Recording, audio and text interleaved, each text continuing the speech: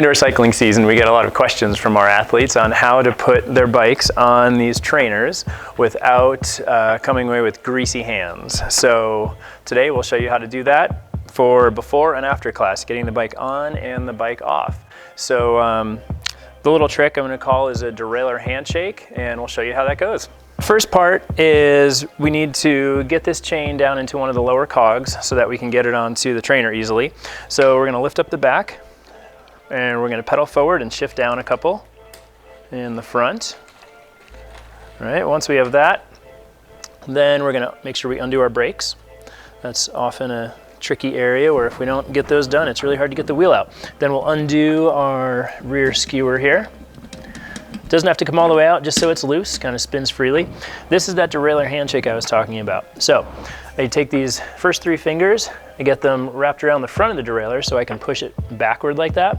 And then I wrap my thumb around the barrel adjuster here, and now I've got full control of that derailleur. So without having to touch the chain, I just take this, rotate it out, bring the wheel down and out like that. And then, keeping the same position, I can then put it onto the rear cog, work it right down like that,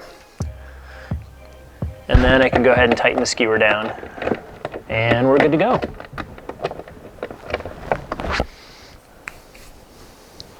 Okay, so at the end of class, we're on the bikes, and first thing we need to do in order to get the bike off the kicker is shift down. So we want to keep pedaling, downshift to the lower cogs down there on the cassette, till we're just about at the bottom.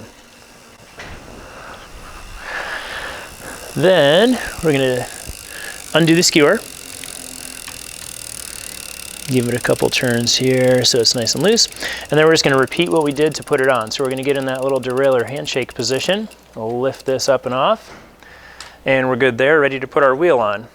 So then we get our wheel. I like to have wheel in one hand and bike in the other. We just put that in there, and this is where I'll go back to that derailleur handshake in one hand, and then I switch hands with the other part with the other wheel, and we can give a little push there, and just again use that little handshake, keep that tension going so that you can slide the wheel right in, tighten up your skewer, and you're ready to go. Make sure we close our brake down, and then we can give it a little turn. Make sure it's in gear, and we're off.